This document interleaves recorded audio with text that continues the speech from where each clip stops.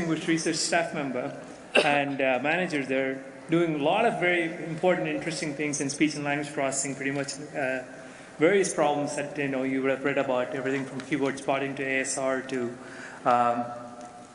any number of various projects and IARPA projects, etc. Bhuvana has also sort of been very active in our community as a leader and a role model for a lot of people. Including sort of both IEEE, she led the SLTC, and also as a board member in ISCA. So she's well known to everyone. Bhuvana is a fellow of IEEE and ISCA, and today it's a perfect person to talk about some of the challenges and offer her perspectives on open problems in speech record. So Bhuvana, it's a great honor. Please come and thanks for agreeing to speak. I'm here to talk to you about open problems in speech recognition. Many of you have published on several of the areas in the sessions of the last 2 days, but I thought it would be a good thing to recap some of the issues and challenges we all have faced over the last few decades and what we're focusing on today. So to begin with, let me first start with giving you an outline of my presentation. I'll first talk about speech recognition, how it has evolved in the last few decades, what are the areas we've focused on, what algorithms we're still carrying over no matter what the fundamental modeling paradigm is, and the applications and the programs that have influenced the various directions of research that we've seen, the current trends that what people are focusing on, and the open problems and what perhaps we can learn from the results we've seen over the last few years in not just English, but in all of the many languages we're working on. And throughout this talk, I'd like you to keep this slide in mind, which I shamelessly borrowed from the Interspeech organizers. The theme of this conference is on speech research in emerging markets and multilingual societies. And if you step back and think a little bit about that and look at all the papers we see, much of the research over the last few decades is focused on English, US English. And while we have had some efforts to do other languages, the primary results, the algorithms, the focus of improving recognition performance step by step, a lot of work has gone into English over the last few decades. So, to keep things in perspective, there are a lot of products and services deployed by various companies today. You've heard industrial talks, you've seen the show and tells, demonstrations. There are languages that are covered. So they're probably somewhere between, say, 50 to 100 languages, each one with different levels of performance that you see from these products. But if you step back and see how many languages are there in the world, that would be a very tiny speck in this circle. If we say this defines the number of native language speakers, there are like about 400 languages with at least 1 million native speakers. And now we're saying we've covered speech recognition in languages of about, say, in the order of less than 100, give or take, right?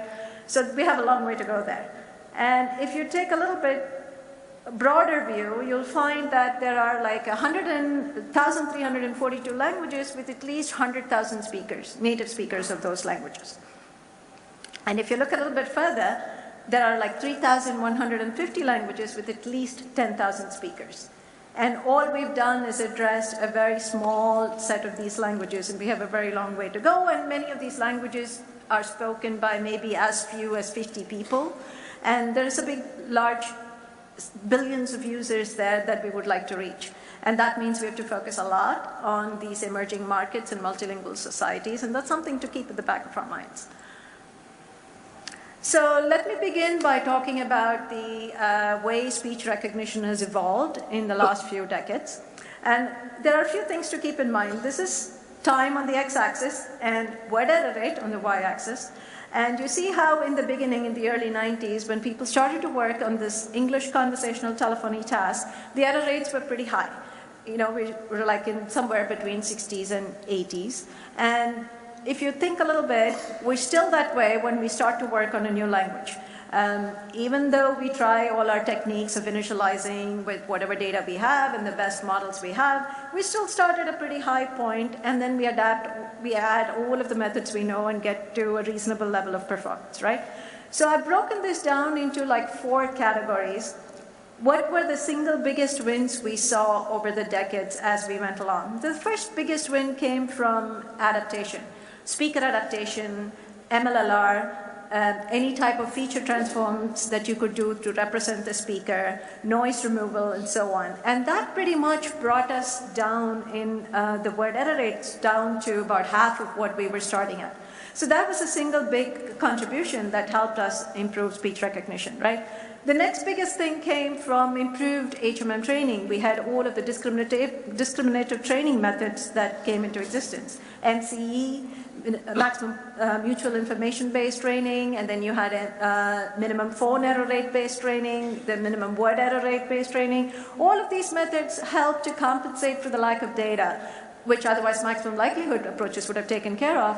And we found that focusing on these discriminative training approaches helped us cut the error rates further by half. So we're now in the 20s on the same task where we started very high, like in the 80s. These 2 kinds of fundamental contributions still hold today.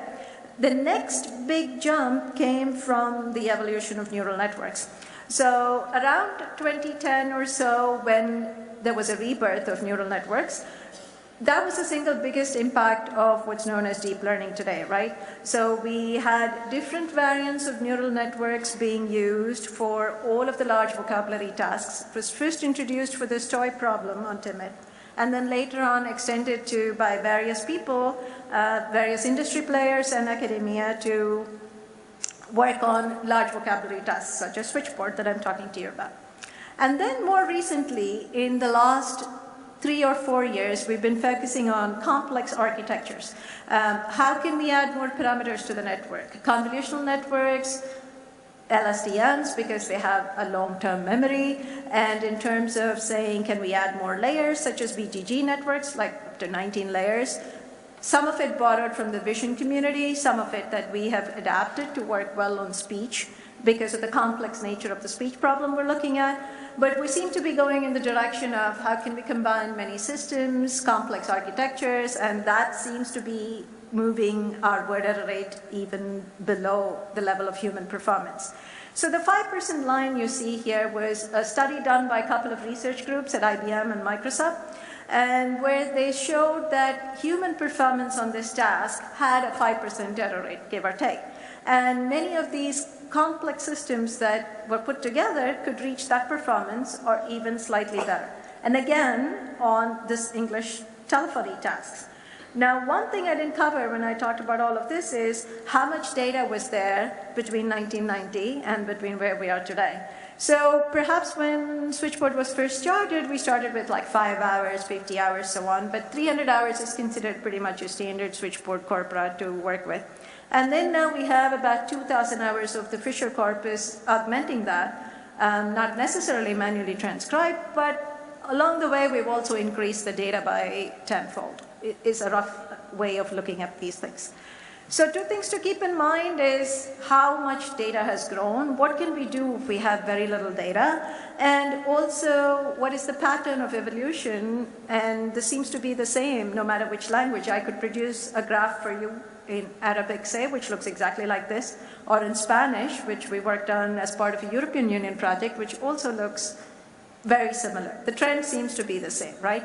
And also if you look at some of the neural network methods we see today, the adaptation and the discriminative training approaches that seem to give a very nice win with the HMM approaches are the ones that we still use in the complex architectures and in many of the neural network models that we deploy today.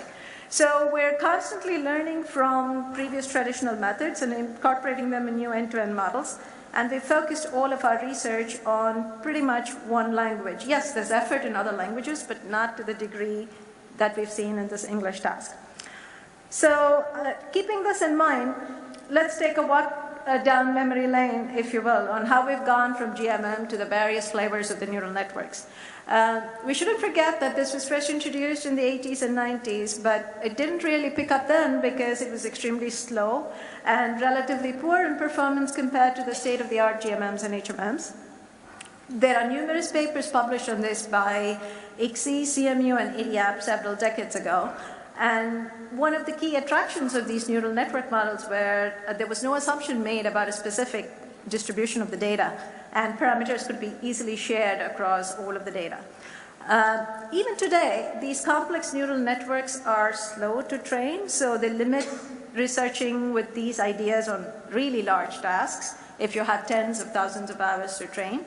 Nevertheless, we've still seen an extensive use of these ideas on using various complex neural network architectures for large vocabulary tasks. How are we using these neural network models? We're all familiar with GMMs, and in neural networks, we can use them both for acoustic modeling as well as for language modeling, right? And in acoustic modeling, most approaches still use it as the neural network model to derive a posterior probability of an HMM state given an acoustic observation. And the advantage of doing this was we could all use our existing HMM speech recognizers and just plug in a neural network instead of the Gaussian mixture models that we were using before. And during recognition, we use the Bayes rule to get the class conditional probability. Now, this model is known as the hybrid neural network HMM model, and it was originally introduced in 1993 by Vollard. And we still use this for the hybrid NN-HMM model that we use. Now, if we think about how we use this in the language modeling scenario, most probably we're all using neural network models in a rescoring framework where we rescore a lattice, or we're using them in the first pass where we represent the neural network as a conventional n-gram model so that you can easily compute in real time the scores needed for the words and in order to get your first hypothesis. The use of neural networks for language modeling was first introduced by Bengio in 2003 and then extended to LBCSR tasks by Schwenk. And subsequently, we've seen its use for syntactic-based language modeling and then to derive word embeddings, semantic word embeddings, sentence embeddings, and what have you. There's also been work focused on reducing the computational complexity. And in order to do that, people have done approaches where they have used a short list of candidates at the output layer and a hierarchical decomposition of the output probabilities and, of course, recurrent neural networks for deriving many of these embeddings.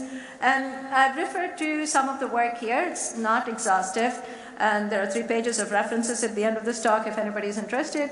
But this is just to give you a flavor of how we've evolved and how we've started to apply neural networks to acoustic and language modeling. And 3 main components stand out in the process of applying these neural networks. One is the training objective we used. Originally, people were using the mean square error criterion because it was very robust to outliers. And later on, they realized that they could use the cross-entropy criterion, which relates better to our maximum likelihood philosophy that we're all used to. And because the MSE criterion has several plateaus, it was difficult to optimize. So we moved on to the cross-entropy criterion. And also, there was nice theoretical reasoning behind it that if you didn't have hidden layers, it was a convex optimization problem, and the softmax reduced to just a log linear model, and you could derive all sorts of interpretations from that. That evolved into using sequence classification criteria, which closely related to what we were used to in the HMM discriminative approaches, where we did things like a minimum phone error rate type criteria. We call them the minimum base risk criterion. You could use any sort of loss function there, but it was a discriminative type approach. So even in the neural network paradigm we've borrowed upon from several speaker representations, several training objective functions, and this is one of the key things researchers focused on over the last few years. The next big thing is the optimization. How do we train these networks? How do we estimate their parameters? What are the algorithms that we use that will enable it to scale to these large vocabulary tasks? Gradient descent, which is well known, still works practically for most of the applications, but there are other sophisticated algorithms that exist which are an alternative to gradient descent, many of them using second-order terms. But people have sought to look at things which automatically tune the learning rate, which tune the batch size, and which can be parallelized. People have found ways to approximate the Jacobian, approximate the Hessian matrix so that we can take rapid steps towards the local optimum. And I've listed some of these algorithms here, like LBFGS, conjugate gradient, ADAM, and so on. And while this sort of optimization has been happening, there's also been a focus on reducing training time, because we can't wait for months to figure out if one particular network architecture is going to be any different from another. And this particular reduction has come from evolution of hardware. We've had GPUs which have gotten better over time, and these have helped us do matrix computations really fast. Distributed training and asynchronous methods of SGD have picked up. And also Hessian-free training on multiple GPUs, to the range of massively parallel hardware such as Blue Gene, which IBM used, or specialized tensor training hardware such as TPUs you see in Google. So there's a spectrum of activity here, and a lot of papers which address some of these benefits of one sophisticated algorithm for computing the gradients and updating your parameters to reduction in training time.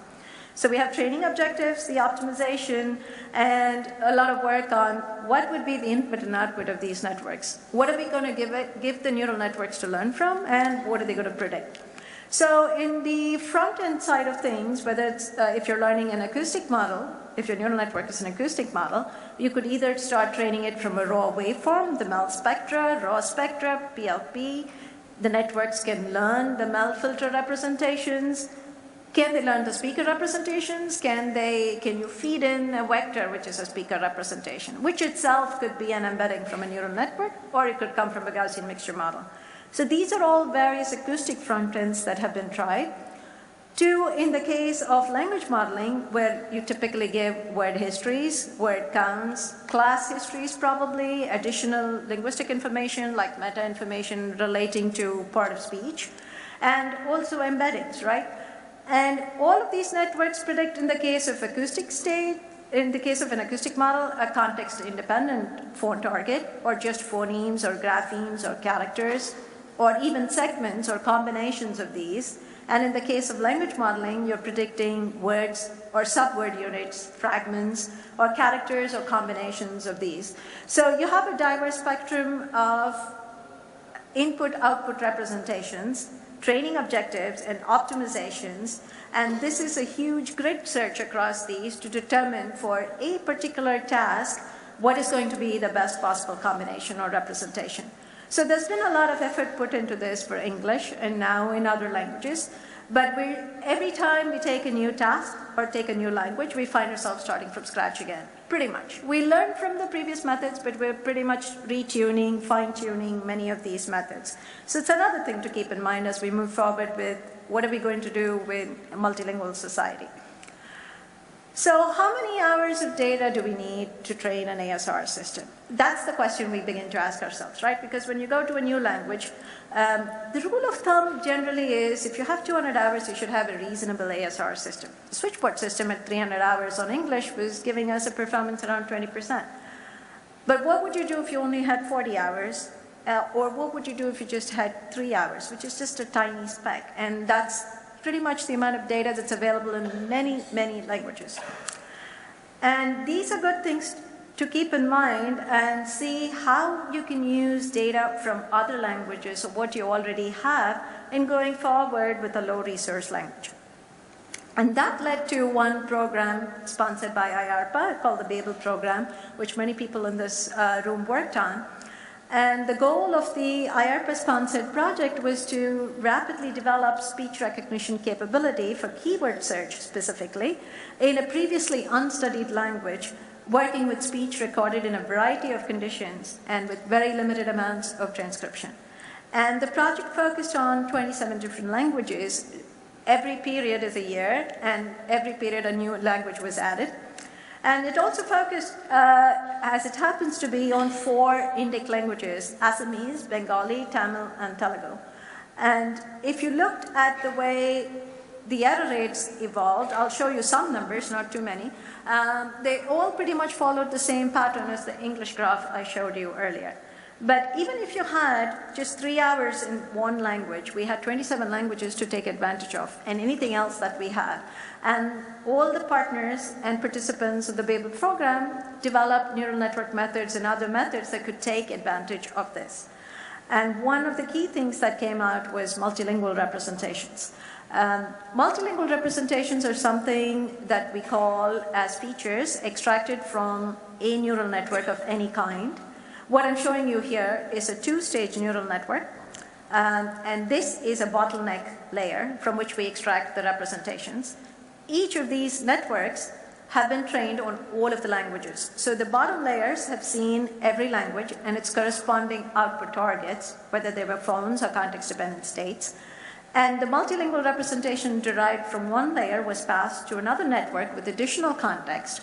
And a final bottleneck representation was extracted called the multilingual representation. And you could do what you wanted with these. You could build a GMM model, you could build another simple feed-forward network, and you would use that to produce lattices or whatever representation you wanted in order to do keyword search.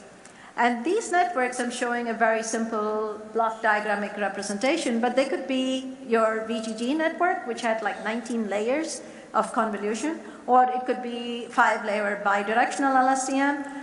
Plug in the favorite variant you have, and the network was capable of extracting a feature that spanned the acoustic space of all of these languages, and you could use that intelligence that the neural network captured for a new target language that only had 2 hours or 3 hours. And if you look to see what happened with the performance, I list some of the languages here, and this is if you just use your traditional feature representations like PLP, what have you. But if you use the multilingual representations, you see there was a substantial improvement. Yes, the error rates are still high. They're still in the 40s and 50s. But still, there was a big difference between 80 and 40. And that's what the multilingual representations took the performance of many of these languages. So that was one thing to keep in mind in the evolution of speech recognition, that we learned that we could extract representations that would better represent the acoustic space of a language of which we have very little data. Now, some of the current trends, as you would have seen in the last couple of days, has been focused on sequence models, or the class of sequence models. We're so used to optimizing cross-entropy criteria, or the SMVR, the language models for perplexity and computing word error rate.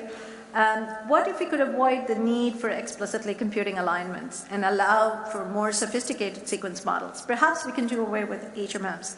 That was the thinking in this evolution of these sequence models. And there are 2 broad approaches that you're all familiar with.